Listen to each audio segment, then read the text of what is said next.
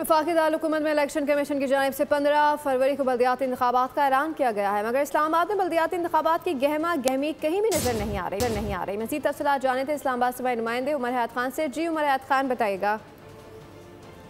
जी बिल्कुल, इलेक्शन पाकिस्तान की जानिब से वफाकी दारुल हुकूमत में 15 फरवरी को बल्दियाती इंतखाबात कराने का ऐलान किया गया है और इसके साथ साथ अगर देखा जाए तो नोटिफिकेशन जो जारी किया गया था इलेक्शन कमीशन की जानिब से, उसमें ये कहा गया था कि जो कागजात नामजदगी फार्म है वो जमा कराना जो है 22 से 27 दिसंबर तक ये सिलसिला जारी रहेगा और नोटिफिकेशन के मुताबिक जो उम्मीदवारों के नाम है वो 29 दिसंबर को शाया किए जाएंगे, जबकि कागजात नामजदगी जो स्क्रूटनी होगी वो 30 दिसंबर से 3 जनवरी तक होगी।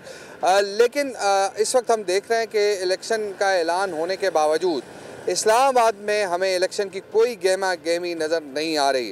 वफाकी दारुल हुकूमत में अब बल्दियात का जो है उसके मुतबादिल एक निज़ाम लाया जा रहा है और इस निज़ाम में के लिए जो है वो एहसन इकबाल की ज़ेर सदारत एक आला सतह कमेटी कायम की गई है और कमेटी अपनी सिफारिशात वज़ीर-ए-आज़म को पेश करेगी। एक्ट ऑफ पार्लियामेंट यानी मुमकिन ये है कि पार्लियामेंट से ये तरमीम मंजूर करवाई जाए और इसके लिए वफाकी कौंसल का क़याम अमल में लाया जाए और वफाकी कौंसल जो है उसके 15 से 20 अरकान होंगे और कौंसल की अलग असम्बली होगी और कौंसल का जो इंतखाब है वो बज़रिया इलेक्शन होगा और यही जो 15 से 20 अरकान पर मुश्तमिल कौंसल है वो मेयर का भी इंतखाब करेगी। अब तक जो है वो हमें बल्दियाती इंतखाबात के हवाले से ऑन ग्राउंड जो है वो कुछ भी नजर नहीं आ रहा। आपका बहुत शुक्रिया। सब्सक्राइब करें और बेल दबाएं ताकि कोई खबर रह न जाए।